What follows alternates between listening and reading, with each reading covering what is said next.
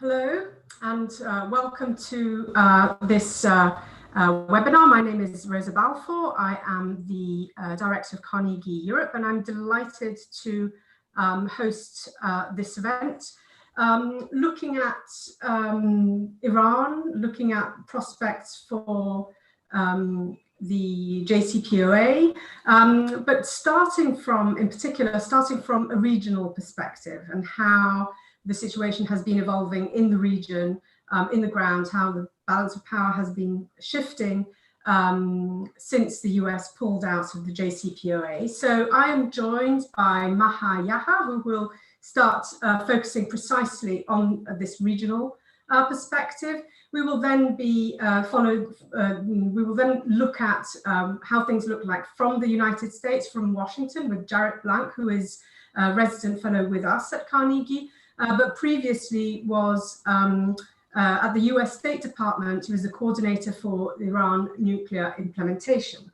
And last but not least, I'm very glad that we have Cornelius Adebahr, who is a scholar with Carnegie Europe and has been focusing on Europe and the EU and Iran for many years, and has very recently published a paper which is arguing for an engagement, a European engagement with the region on nuclear non-proliferation issues, a paper which I recommend you all read. So let's start with a regional perspective and focusing on how the evolution over the past few years since the US pulled out of the JCPOA, how this has affected the region and what kind of dynamics have evolved in the region since then. Maha, the floor is yours.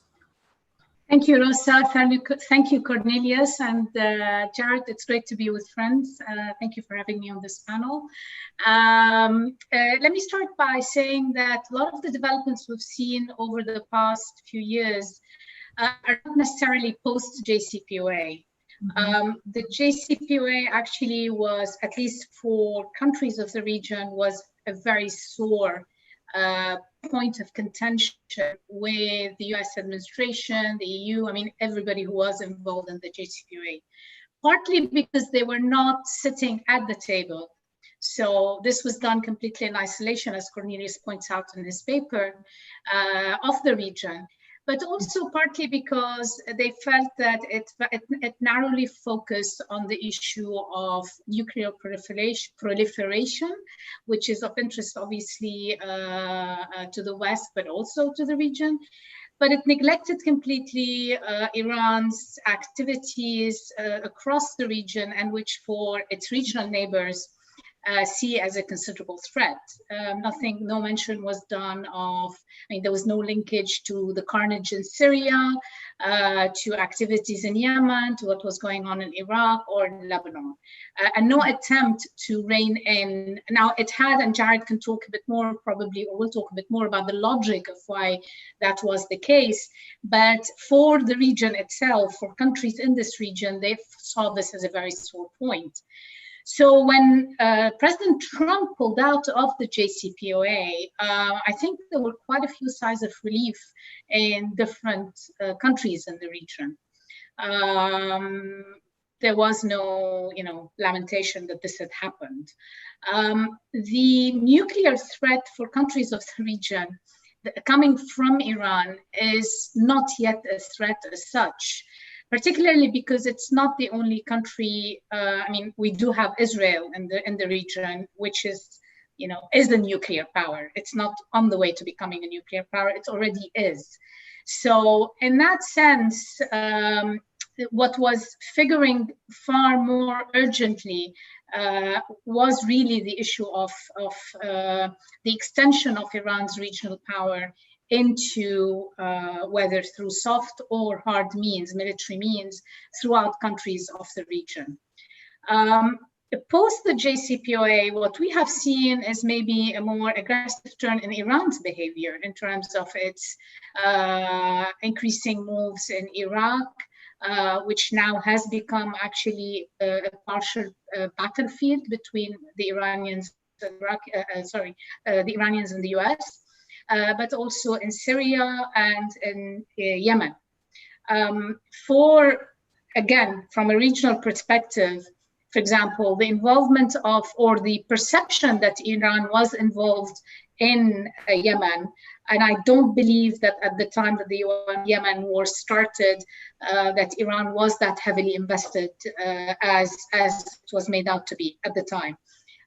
For the Saudis, Iran was, right now had come to their border, and this was an issue of great concern for them.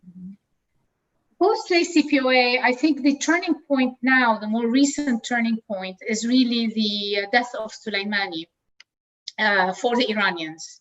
The death of Soleimani kind of upped the ante considerably. We still have very little, we still don't know a lot about his successor, Ghani, and whether he'll be able to, he has the characteristics that Soleimani held, be able to pull. Soleimani was not just a general in the army, but actually was someone who was coordinating all of Iran's proxy military groups across the region. Now, Hezbollah has stepped into that role over the past year and has been trying to play the role that Soleimani used to play, whether in Iraq or in Syria. I think that just moving forward and to pick up on the paper of Cornelius, I think Iran's negotiating position is probably both for if there's going to be a second round and if there's going to be an attempt to work out some sort of a deal, will be probably both tougher and softer at the same time. I think they will ask for a lot more guarantees, more likely, to make sure that whoever signs onto this would, that they will uphold the agreement. But I think also, given the extent of troubles that they do have at home, particularly after the COVID-19, the economic turndown, etc. They're negotiating. What they might be willing to give up has maybe the bar has gone a bit lower. It remains to be seen, but this is kind of I think where we stand are. They might also, just one last comment before, we can come back to this later, I guess, is that Iran is likely also to try and now slip in through the China US rift, at least in the time remaining between now and November, when the next presidential election takes place in the US. I can't hear you, Rosa. Thanks. I forgot to unmute myself. Can I just ask you, as director of Carnegie's Middle East Center in Beirut, can I just ask you briefly of, how is this playing out in Lebanon? Is given the influence of Iranian politics in Lebanese politics, just briefly? Unmute yourself. Okay. This is not related directly to the JCPOA, but the situation in Lebanon has become a lot tenser. Hezbollah is obviously, and this is related partly to the fact that the country itself is going through its own economic collapse, fiscal collapse, which of course was impacted by part of the reason for this collapse is geopolitical, and part of it is internal. The internal part is that the political parties were using state institutions to absorb as much as they could of state finances. They were using it as their own self-financing mechanism. The geopolitical umbrella is obviously growing. Iranian-Saudi tensions meant that Saudi Arabia over time started to see Lebanon as an Iranian outpost and withdrew. Since 2016, we've seen very little financial support come this way. And I think this exacerbated the economic situation, on top of which you have Hezbollah involved in Syria. So that really, I think, and the sanctions, the US sanctions against Iranian, but also against Hezbollah. All of this is creating the maximum pressure campaign that is on Iran is also on Lebanon in that sense. We're in a situation now where the economics are deteriorating very rapidly and in a very exponential fashion. The political legitimacy of the country is in question, of the political elite. The banking system, which is a key pillar in the economy, is collapsing. And the middle class has almost disappeared. Now, Hezbollah and Iran, in the midst of all of this, I think are trying to keep the ship as steady as they possibly can. But at the end of the day, they're the ones who are the most well organized on the ground and able to fill in any particular void that crops up. Thank you very much, Maha. I think that's a good way of understanding the interconnections between events in the region, events and power chains. Jarrett, let's turn to you. Maha made a reference actually to the US-China rivalry and how the Iran situation might play into that or not, or be subsided by that. But would you say that until the next presidential election in the US, there's not much that can be done to rethink this process, the process around the JCPOA? I'm quite skeptical that there's much chance to restart real diplomacy between the United States and Iran between now and November. There's certainly the prospect for, and we've seen in recent days indications that there may be some movement on exchanges of hostages or prisoners, and I have great hope that that will come through to fruition, and maybe we'll see more of it. I think it's important to both sides. It's certainly important to the United States. If you had asked me, Rosa, in January, is there a prospect for a resumption of US-Iranian serious diplomacy dialogue on issues of state? I would have said not much, but maybe, right? There's this small chance that if Trump decides in advance of the election that he needs some kind of deal, he needs a diplomatic win, he doesn't have many places to turn. There's nothing on the table with North Korea that he can just pick up and say, okay, we're going to make progress here. There's certainly nothing in the deal of the century between Israel and Palestine that he can just move forward. The one place where there was something was on Iran, where Tehran had sort of made clear what their terms were. They would sit down and talk to the United States about a wide range of issues in exchange for a very partial form of sanctions relief, essentially the equivalent of returning to the level of oil sales that had been permitted after the US withdrew from the JCPOA, but before we withdrew all of the waivers for oil sales. And so I thought back then, well, look, there's a small chance that in order to get a win, he could say, all right, I take the offer. Let's try this. I think at this point, there's just too much has flowed under the bridge since January. Certainly the Soleimani killing, there's the Iranian response to which I think has hardly begun, let alone ended. And now the US announcement of kind of the next phase of maximum pressure, which is the revocation of the waivers for nuclear projects foreseen by or required by the JCPOA, and the threat to attempt to use UN Security Council snapback to restore all of the previous UN Security Council resolutions before the end of the arms embargo would otherwise be reached in October. I think all of that together suggests that the best we can hope for between now and November is not a dramatic further deterioration. And then after that, you see whether either a Trump second administration or a Biden administration can come up with a creative new way to approach the problem. Mm-hmm. And what about, so that's the sort of hopeful scenario. What about the negative scenario, that tensions do escalate in the region? And then the other question is about US-China relations. Now, given that, the next 6 months are all going to be about the elections, US policy decisions will be very much tied to whatever the calculation will be on the elections. Is there any chance, perhaps, that the Iranian question will be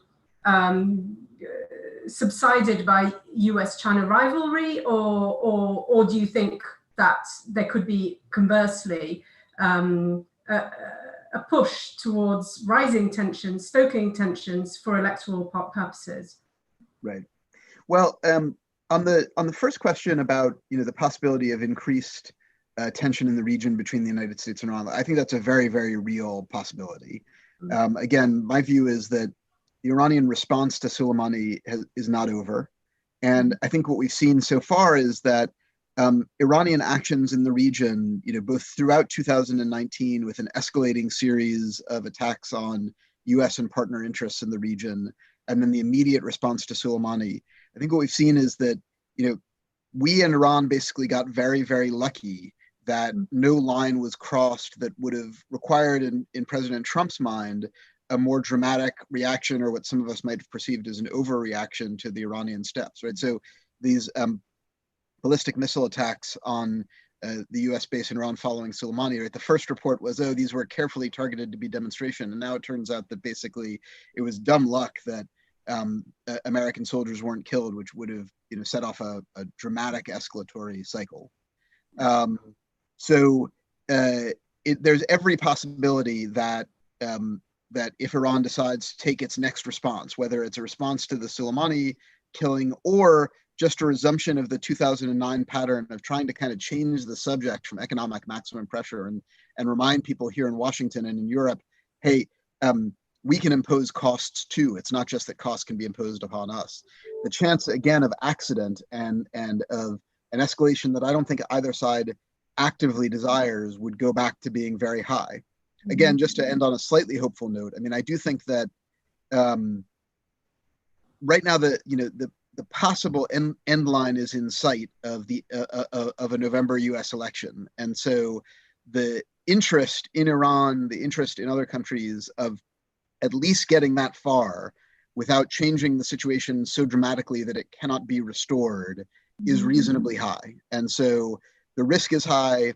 But the countervailing interests are also, they're profound and they might in the end be dominant. In terms of, sorry, go ahead. Go ahead. No, go ahead.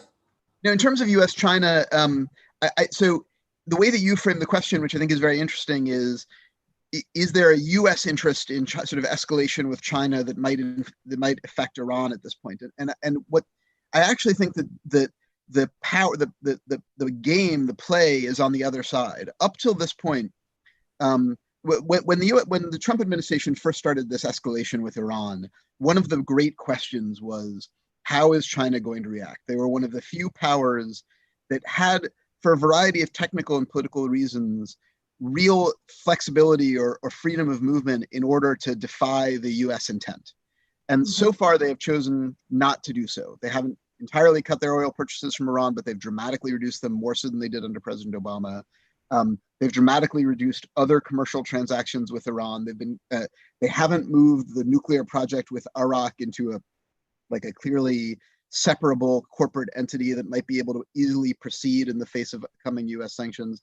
Their statements about UN snapback, the UN snapback threat, have been forceful, but at a fairly low level. So far, the Chinese have not chosen this as a venue for their competition with the United States. Obviously, though, that competition with the United States has really changed in its sort of, both in degree and kind over the last month. And so if I were sitting in the National Security Council, I would not rest on my laurels and expect that China will not choose new areas, including potentially Iran and the Middle East, to express this competition between now and November. Thank you, Jarrett. Before turning to Cornelius, I'd just like to inform everyone that you can send messages and questions through the chat line, which I can read out after we've done a first round of contributions. So do start if you have questions that you'd like to formulate. I will read them out, and if you write your name, I will also read out who the author of the question is, or comments as well will be welcome. Cornelius, turning to you. So we know that this has been an area in which the EU and European member states and the EU diplomacy has invested a lot of foreign policy resources and diplomacy for many years, actually. It's been over a decade. So to see the US pull out of the JCPOA was really a disappointment, given that this was heralded as one of the greatest foreign policy successes of an entity which struggles a bit to be impactful on the international arena. I'd like you to talk us through some of your ideas, but in particular, I appreciated what Maha had to say about how the region felt excluded by the composition of the JCPOA and how it was run, because your idea really is to regionalize some of the nuclear question in that is in, so to keep it, so basically to keep the process, to make the process more participative, but to keep it focused on the narrow question of non-proliferation, which I think is an interesting combination, because some of the critics of the JCPOA say, well, it was only focusing on non-proliferation and was leaving out a whole host of other regional questions. So I'm intrigued by this combination of yours that you propose in your paper. So would you like to talk us through where you think things are now? Is there any room for maneuver for Europe to do something different, or at least to diffuse tensions in the coming months, whilst we wait for whatever will happen on the other side of the Atlantic? And maybe pick up also on this point about, participation and focus on a single topic. Very happy to do so. Thank you, Rosa, and also thanks to Maha and Jarrett for joining this conversation, and especially for in a way laying the ground for what I'm about to argue, because one major the major drive behind my paper and the proposal is that the Europeans actually have to come forward with a proposition of their own. Maha described how Iran is reaching out in the region, and Jarrett described how the United States has withdrawn, and there is little to no possibility to come to an agreement on the JCPOA. But the Europeans, for the past years, they have been trying to do precisely that, to somehow bridge the difference between an expanding Iran, a regionally expanding Iran, and a United States which was putting the brake on the nuclear side. And there is no room. I mean, this is what was shown clearly over the past months by the withdrawal and by the killing of Soleimani, to say the least. So the Europeans need to come forward, and they have paid a lot of attention. They've invested heavily in the JCPOA, as Rosa, you said, and maybe too much so, not because it hasn't been worth saving, I'm using this phrase, but because they lost sight of what else is going on. So the idea is that whereas the JCPOA focusing on the nuclear issue was mainly about the compartmentalization. Take one issue, try to deal with it at the level where it needs to be dealt with, and that was the P5 basically, plus Germany and Iran, the country concerned. That's the reason why regional actors were not included in this particular negotiation. But if you take this issue and try to deal with it, and then you could, go forward and possibly have a more amenable regional relations coming from it. This was the hope. This was the idea that was put into the JCPOA, and clearly hasn't been fulfilled, because it also needs, as I say, an enabling environment. You need to have regional relations that can be built on, and this simply wasn't there ever since the JCPOA was started to be implemented. So my proposal now would be, time has passed. It's not only Iran which has a civilian nuclear program, but there is United Arab Emirates on the other side of the Gulf, and Saudi Arabia is trying, or is about to acquire a nuclear energy program. So why Iran was picked out previously for its clandestine activities, but it was also the only country in the region running an enrichment program. Now there is already 2 other countries that could be included in similar conversations, starting about non-proliferation, about how to deal with enrichment questions. This is a major point for Saudi Arabia. The United Arab Emirates, they have renounced to this under an agreement with the United States, but Saudi Arabia doesn't seem to be willing to do so. So taking again the JCPOA as half-dead as it is, but going to these provisions on the level of enrichment, on the procedures for inspections, on issues that are related to the JCPOA but not directly included in it, nuclear safety, warning procedures. These are all issues which are of importance today, regardless of who is a malign regional actor and who isn't. These are issues that concern the countries, and where I believe the provisions of the JCPOA provide some ground for starting a conversation. And it would be good if the Europeans could take this forward, as I said, to begin to change the dynamic, to get out of this confrontational dynamic, and to no longer simply try to somehow get Iran and the United States to talk to one another. Thank you, Cornelius. May I ask you, and you're based in Berlin, you've lived in Tehran, you've lived in Washington as well, but I think I'm going to ask you a bit of a specifically European question. Do you think with coronavirus, the struggle that Europe has to make its voice heard on the international environment, do you think there are the enabling conditions in Europe to push for this, to task the new High Representative? I mean, we know the negotiations were carried out by the previous two High Representatives, and now there's a new one who has started, who's looking for an opportunity to play a role on the global scene. Do you think that enabling environment is still there? I mean, we saw France, Germany, and the UK are still on the same page despite Brexit. Do you think those conditions are still there? Well, I'm not going to say that it's a very positive environment. Everyone here is concerned with other issues, the coronavirus being the most important among them, and how to overcome it, how to prevent internal fissures from emerging inside the European Union. So this is not to say that the Iran file, as it's called, is the most pressing problem for the Europeans. No. However, if you look a little deeper, yes, the E3 are on the same page, and they continue to be so, and that's crucial for any type of action on the side of the Europeans. The High Representative Josep Borrell, whom you mentioned, he actually has a mandate already from the Council of the European Union, from the member states. It was given to him after the assassination of Qasem Soleimani in a January council meeting, where, I mean, it's broad enough. He is tasked to start political dialogue with countries in the region.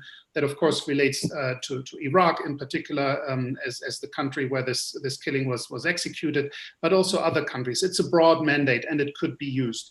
And thirdly, I mean, if there is anything that the Europeans can be proud of in terms of their achievements in foreign policy over the past 10, 15 years, it's precisely the Iran nuclear deal. And because it is under such danger from many sides, now Iran is reducing its commitment. The breakout time is shortening on the Iranian side. And as Jarrett said, there is no prospect of finding an agreement with the current US administration. The Europeans, in their own interest, ought to try an initiative that is more than simply saving the JCPOA, but finding a new lease of life for it. And that's where I think that a regionalization of these propositions could come in handy. It does take political will, again, no doubt about this. But this is how I would frame it, that there is the possibility, the potential is there. Thank you, Cornelius. So Jarrett, and I was actually going to come back to both of you. So Jarrett, please go ahead, because I also wanted to ask you if from a US perspective, a European initiative, I mean, I'm thinking about the broader foreign policy community in Washington, whether that would be welcome, and would it be something that might be picked up upon by a new administration after the elections? Would it be welcome? And does it see Europe as capable of pulling this off, given in light of the partnership on the, building on the diplomacy towards the JCPOA?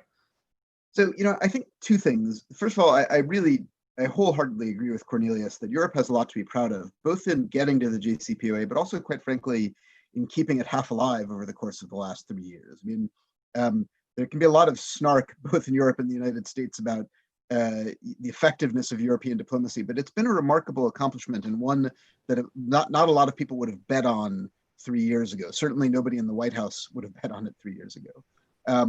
And so there is a lot to be proud of here. I also agree with Cornelius that there's some, looking sort of longer term, there are some very interesting ideas in the regional non-proliferation space, right? So that includes, how do you think about the desire of various Gulf countries for a civilian nuclear program?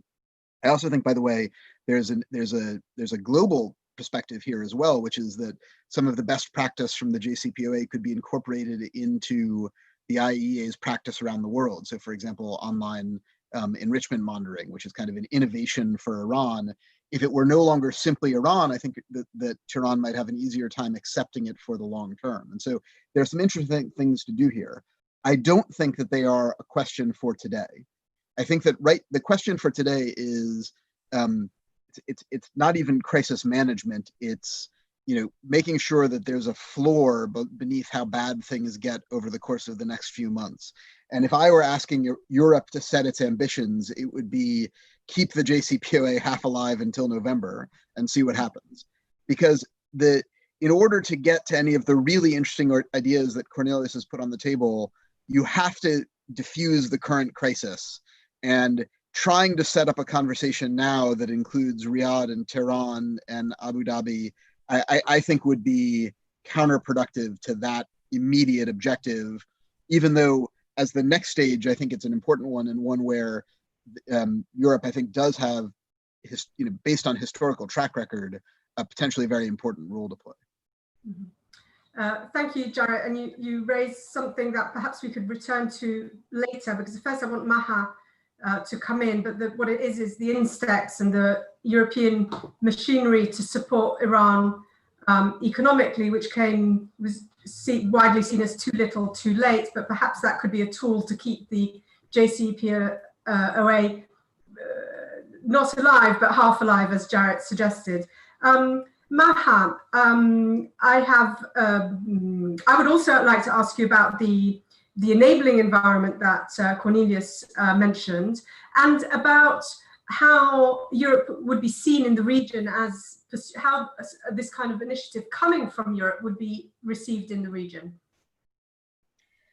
I think, I agree with Jarrett that at least between now and the elections, it's any attempt is not going to take off.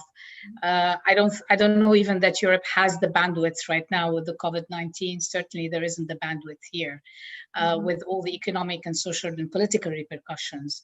What I thought was interesting, and frankly, any conversation in the region that's going to pull in regional actors will have to include Israel.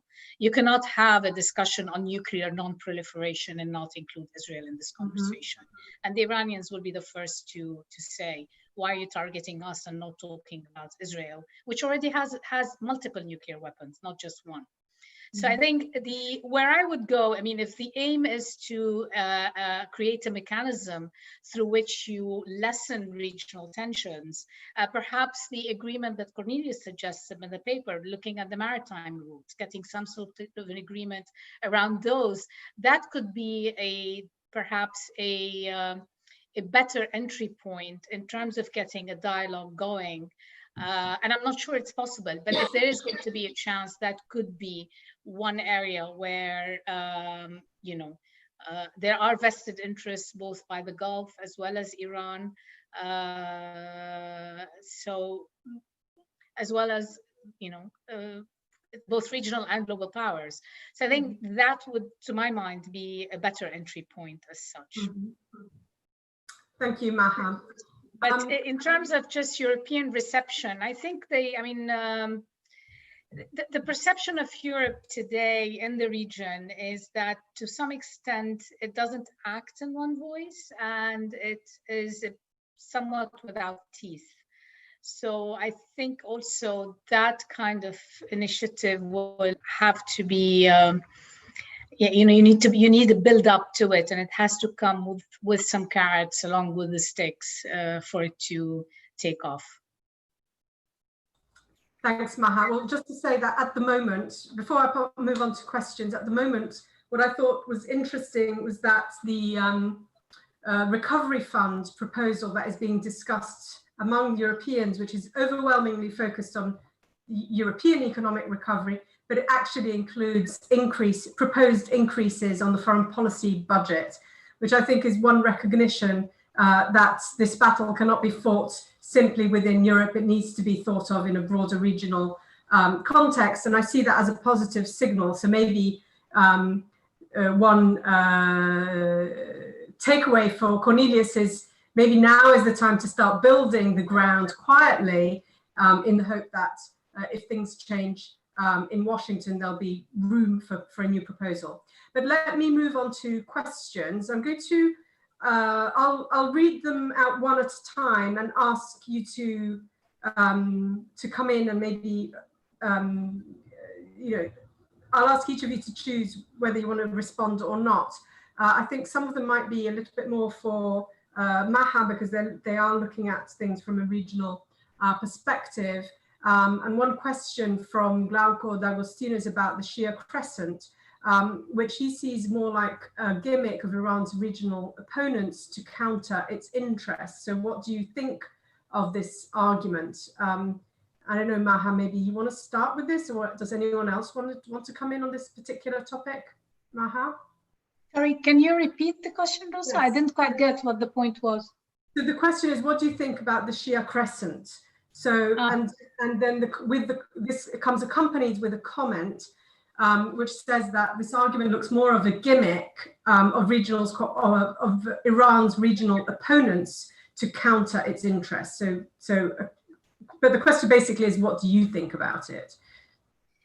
You mean, what do I think about the Shia Crescent, not about the initiative to get a European initiative? Yes. I mean, there's definitely, I don't know that I would call it a Shia Crescent. I think that's a disservice to the millions of Shias around the world. Okay. But definitely there is an attempt to create an Iranian Crescent, a link between Iranian, and both using hard power, you know, deployment of militias and military factions in Iraq and Syria and Lebanon, proxies, etc., and also through soft power, religious networks, cultural networks, etc. That exists, it is there, and we see its activities extending across, mainly across Iraq, Syria, and Lebanon, and also more so, a bit more in Yemen, in Bahrain. So I mean, you can't deny its existence. It's there, it is happening, and it does operate. And there is an attempt to link the three countries as such, particularly on the political and military front. Now, has that project reached its fruition, or has it succeeded? I'd say yes and no. In some places, there's a plus, in other places, no, it hasn't. And I mean, for example, the attempt to create Hezbollah-style proxies in Syria hasn't really taken off the ground. However, there are many other Iranian proxies on the ground. One cannot, both Syrian and non-Syrian. So, yeah, so it exists. Thank you, Maha. I have another question from Broderick Morgan, who says, and I quote, "Early days yet, but do you see any changes in the trajectory of Iran-Oman relationship under the new Sultan?" And I'm wondering, Maha, Jarrett, or Cornelius, is this something that you want to comment on? I'll say a few words on this. I mean, Oman was under the Sultan Qaboos, was obviously, I mean, played an important role, in fact, in the JCPOA. Jarrett can correct me if I'm wrong, but it has historically been it has played a mediating role. The problem Oman faces today is that the economic hit it's taken as a result of the pandemic and the decline in oil prices is massive. So its capacity to maneuver and continue to kind of play this mediating role, I think, to some extent, may become more and more limited if it needs the support of its neighbors, both on the political but also on the financial front. We have to wait and see. I think the intention of from everything I've seen so far, the intention of the current Sultan Tariq is to continue with the same policy. I just don't know whether he will be able to continue this policy, particularly given also the friction between Oman and the UAE. Jarrett, would you like to add on to this? And Cornelius, both of you, but I was turning first to Jarrett. I think Maha's exactly right, and certainly my experience with the Omanis was, among the Americans dealing with the JCPOA file, there's universal gratitude for the role that Oman played. I guess my sense is that it might be past time for that kind of intermediary in any case, that the process of negotiating to the JCPOA means that they're unlike in advance of the JCPOA, the Washington and Tehran know how to talk to each other. They're not doing it at the moment, but they know how to when it's time. And you've got on both sides, professionals who have spent a lot of time in the room with each other. And should there be a resumption of dialogue and diplomacy, I'm not sure that there is quite as much need for the sort of trusted broker or intermediary as there once was. I could be wrong, but it might be that Oman is maybe not called on to do much more than provide a table, which can be an important role, but perhaps one that is not as politically or financially sensitive as the one that Maha has incorrectly identified as more problematic right now. Okay, Cornelius, would you like to come in on this? I've got plenty more questions, so we'll move on to the next actor. This requires an answer from all of you because this is a tough one. From Hakan Yapar, where do you think Turkey lies in the broader picture? What role would Ankara play in this conversation?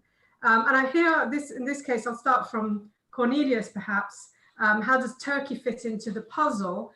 We're seeing that Turkey's activities in the Middle East and the Mediterranean are increasingly difficult for Europeans. I'll just use that adjective, Cornelius, and maybe you can say a few words more about that. Yes, well, from the proposal that I make, and I should have said that at the beginning, possibly, when I look at the region, I really look at the Persian Gulf region for a number of reasons that I explain in the paper. It leaves out the Israel question, it leaves out the Syria question, which are in and of themselves to be dealt with. So that also would leave out Turkey. So I'm not looking at the Middle East region when I speak of regionalization. I would like to start, for feasibility reasons, with the Persian Gulf region. That said, I do see Turkey as a country which is developing also a nuclear energy program, and whose president has said that why should we be denied to possess a nuclear weapon if there are other countries around the world that have this. So on both fronts, on the possibly more constructive side of how do you engage on, say, nuclear safety regulations, how do you devise a nuclear energy program, that it could come in as a partner for dialogue if ever there was this dialogue among Persian Gulf region countries. But also on the more negative side of the threat of a regional arms race, of a nuclear arms race, Turkey also comes in on these two fronts, I would say. Mm-hmm. Thank you very much. I'd like to ask Maha the same question. I mean, Turkey really has been upping its game, certainly from this side in the Mediterranean. How do the other Middle Eastern powers see this? Well, I mean, they do see Turkey as a competitor, particularly in Syria. I mean, Turkey has expanding ambitions, and it's often been accused of wanting to revive the Ottoman Empire to some extent. But there's definitely, when it comes to Syria, they do see it as a competitor, but at the same time, as they're worried about Turkey's incursions into Syria and now Libya. So it's trying to expand its own activities regionally. But at the same time, and there's mounting friction now, particularly with Saudi Arabia, because of this. But at the same time, there's also mounting some friction between the Turks and the Iranians, with some altercations and the death of some Iranian soldiers in Idlib recently. Even though Iran hasn't been directly involved in the conflict and the war there. So I think it remains to be seen how this is going to develop and whether we will see some sort of, ironing out, at least between Iran and Turkey, some sort of ironing out of their differences, despite the dramatically oppositional interests that they have in the country. It's a wait and see.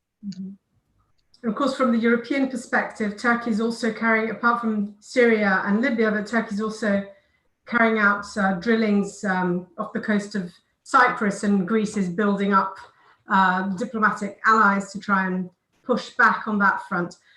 Jarrett, would you like to come in on this Turkey piece? I also have another question, and I'd like to start from you on that. So let's just continue with Turkey if you want to contribute to that, and then I'll move on to your question. I'll just very briefly say, because I think both my friends Maha and Cornelius have greater expertise here than I do. I'll just say that the discussion of the role that Turkey plays in these various overlapping conflicts and crises is, to me, an affirmation of the topic that we started with, which was the US and European decision some years ago to try to compartmentalize the nuclear file. That the idea that there's a negotiated diplomatic solution to this entire range of, very severe divergent interests between all of the actors in the region is just a way of saying there's no diplomatic solution. That you've got to start somewhere, and starting with the de-escalation and the nuclear file seems to me it was the right decision then. It's the right decision now, even though I certainly understand, the frustration that Maha reported on from regional actors that, we were obviously prioritizing a future threat to us rather than an immediate threat to the region, and yet it was the one that we could actually make progress on. Thank you, Jarrett. I'd like to continue with you, because I have a question on, lost it now, we have lots of questions coming up on the screen. Yes, a question from Sada Aziz about Iraq and US. So he says, and I quote, Iraq and US are negotiating in coming weeks. How will that impact the EU's interest? So actually it's perhaps for you, Jarrett, and then also for Cornelius. So the question is, how will US-Iraq discussions impact the European Union? Yeah, well, I mean, Europe. Shall we say Europe a bit more broadly? Yeah, right. Of course, right. Europe. I'm not sure that I've thought that question through enough to have an answer. I guess I'll maybe just make a broader comment about US-Iraq, Iran-Iraq, which is that I think what we've seen over the course of the last few months is a series of, outside powers with interests in Iraq overplaying a good hand, right? So I think that the United States gave Iran quite a good hand to play in December and January, and Iran managed to overplay it. And my instinct is that that's what the United States is doing now. And so that's not to Iraq's interests, but neither is it to ours or presumably to Europe's. But maybe Cornelius has given this deeper thought. Well, I'll add to this that the Europeans learned in January how vulnerable they are, or they would be, to, in particular, the situation in Iraq deteriorating because of US-Iran relations. So before Iraq was seen as the battlefield against the Islamic State, there was the international coalition that the Europeans wanted to be part of. They wanted to have a say of how mainly the United States conducts these operations. They felt the possibility of an immediate threat coming from the region, and so that's why they engaged.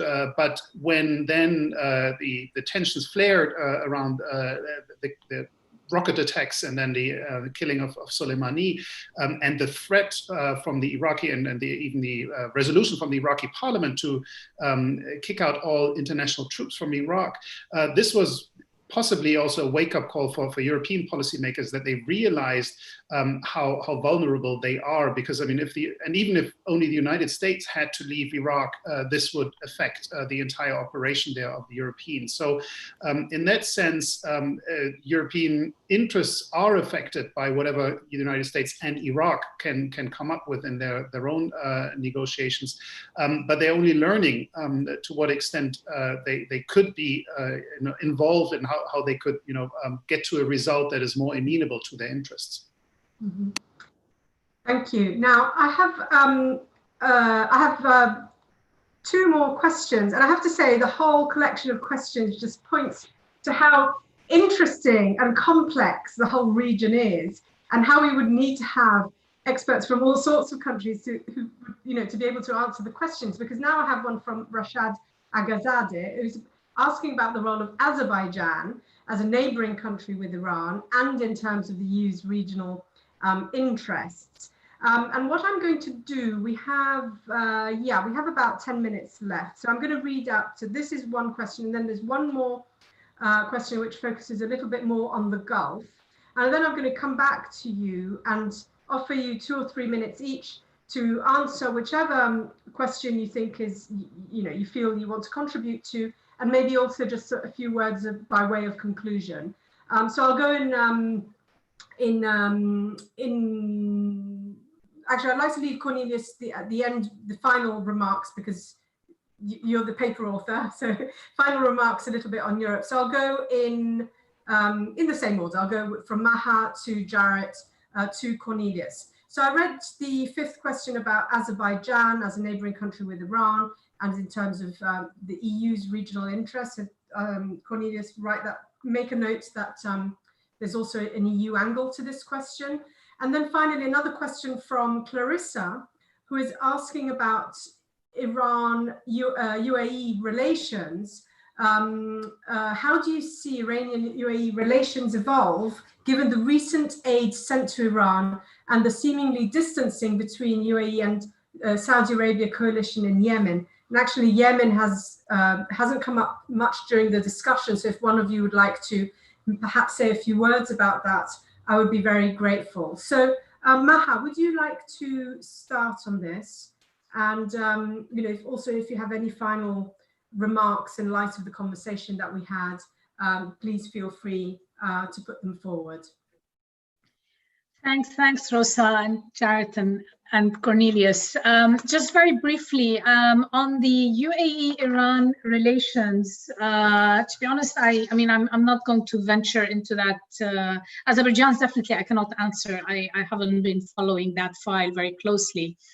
I wouldn't make too much of the rift between the UAE and Saudi Arabia. I think it's more like sibling rivalry to some extent. Yes, there is a parting of ways in Yemen, and it's been happening over the past year and a half, if not more. They have very different interests, and the UAE is interested in creating its own zone of influence and has created its own zone of influence in southern Yemen. Saudi Arabia has its own zone of influence in other parts. So there is a rivalry there and a parting of ways, if you like. This doesn't mean that the UAE will move away from Saudi Arabia when it comes to regional security. And Iran is perceived as a threat to that security. I think the exchange, the humanitarian support was great. It could when in times of adversity, people come together, it can create an opening for some sort of a dialogue. But I think we're very far from that at this particular moment. In Qatar, they haven't been able to heal the Qatar-Saudi Arabia rift yet, which is another, we haven't really talked about this, but this is another vertical schism within this region, which is quite challenging. So if we want to go in the direction of, to my mind, what is important today and what this region is missing is some sort of de-escalation mechanism, some sort of regional mechanism that is able to mediate on conflicts, on issues that are challenging, etc. Since the pullout, I would say, since the President Obama's red line, followed by the greater involvement of Russia and Syria, and then the election of President Trump and the quasi pullout of the US from the region, the I don't need to repeat all of this.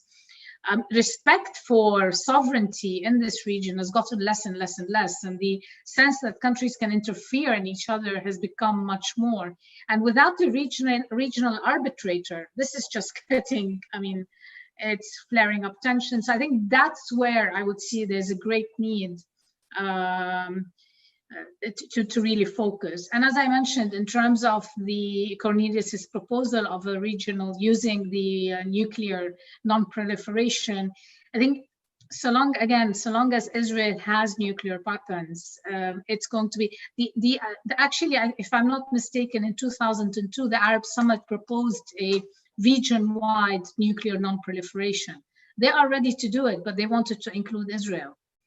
Iran will not go along with this unless there is some mechanism to also guarantee its safety in one way or the other, I think. Thank you, Maha. Jarrett, same questions, pick on where you can. And as I said, this is a broad region with lots of different actors. We can't be experts on all countries, but and then maybe also some comments on what Maha just said. Well, so first of all, Rosa, thank you so much to you and to your colleagues at Carnegie Europe for inviting us. I always learn so much, both from your audience, but especially from Maha and Cornelius. And so this has really been a pleasure. So let me start quickly with this question of the UAE and Saudi Arabia and their relationship with Iran. I completely agree with Maha that we haven't seen a sea change in the way that UAE perceives its interests. But I have said for a number of years that our Gulf partners are a little bit like the dog that caught the car. They wanted a degree of US-Iran tension. They didn't want the risk of war, because they're very well aware that if anybody's going to lose in such a war, it's them. And so I think that at a number of points over the course of the last couple of years, the Emiratis in particular have tried to very subtly rein back the situation. They want to see Iran isolated, but not threatened to the point of potentially lashing out violently. And a number of times they felt like we're risking crossing that line. And then that gets compounded by the fact that, although this isn't well understood in Washington, I think it is well understood around the world. A global pandemic is a global pandemic. You can't be safe anywhere if people are unsafe somewhere. And that's certainly true across the narrow straits between the UAE and Dubai, where there's just a lot of commerce and a lot of traffic. And so it makes perfect sense that the UAE would be trying to find a way to help Iran in some modest way deal with a crisis which could easily become theirs as well. What does that lead anywhere? Well, hopefully where it leads, again, and from my perspective, is just to keep the situation from further deteriorating over the next few months, so that there is a potential reset point as a result of the US election, either because you've got an incoming new administration, or somewhat less optimistically, but still plausibly, because as often happens, sort of an administration that is radical in term one, somewhat moderates in term two. And so I think that's kind of the best that we can hope from Europe. It's the best we can hope from somewhat creative UAE Emirati diplomacy as well. In terms of the Azeri question, again, I'm not next. What I'll say is that I think this points over the mid to long term in the direction that Cornelius has helpfully laid out, which is that there are some aspects of the nuclear problem, not precisely in a non-proliferation frame, but in a civilian nuclear energy frame, which can be helpfully regionalized. And thinking about the region creatively and trying to draw in not just the obvious actors, but the actors that are willing to be helpful. So is it the Gulf? Is it Turkey? Is it Azerbaijan? Is it Kazakhstan? Is perhaps a way that by sort of 2030, we could be having a very different conversation about the nuclear problem in the region as a whole. Thank you very much. Thank you, Jarrett. And last but not least, Cornelius. Thank you, Rosa. And again, I'm joining the thanks to my colleagues, both Jarrett and Maha, but also I'm very happy that we could have this conversation, continent-stretching conversation, and what I believe is also a continent-stretching audience. So thanks for joining us here. I'm happy to be ending on a European perspective here. Azerbaijan is a good point to raise, because there is more to Europe than to European foreign policy than just the Iran nuclear file, even if this is the most visible one. The Europeans made one attempt just after the JCPOA was started to be implemented to formulate a broad-based approach to Iran, and that would have included energy relations, trade relations, civilian expertise, water management, migration, and the European Union itself does have a neighborhood policy which includes Azerbaijan. This was shelved once we had to focus again more on saving the JCPOA, and now with the conflagration in the region. But this is the original impetus, I would say, of the European Union, and this is where the Europeans would have to get back to, because that then also can give them more teeth. They don't have the teeth on the geopolitics, hard security side so much.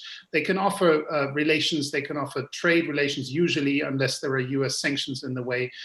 But this is something where the Europeans could make a difference. Not now, obviously, probably over the summer, but hopefully starting at the end of the year with better conditions. And then this is something, one of the proposals that might be pursued. Thanks again, everyone. Well, thank you, Cornelius. This was an extremely interesting conversation.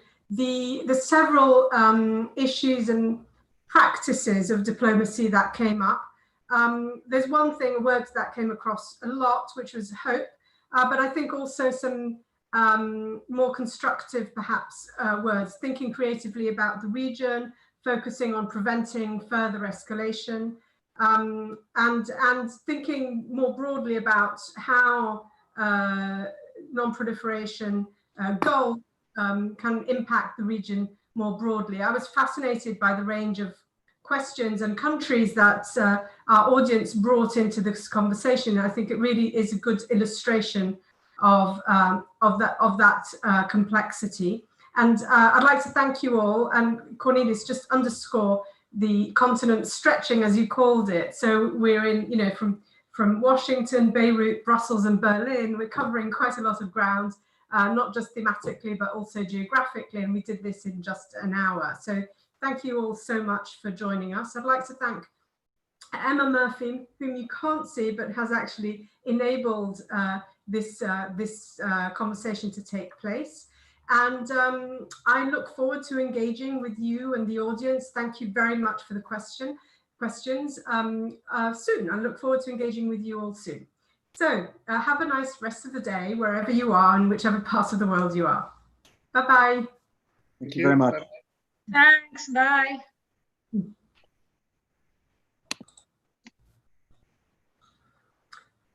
Whoa.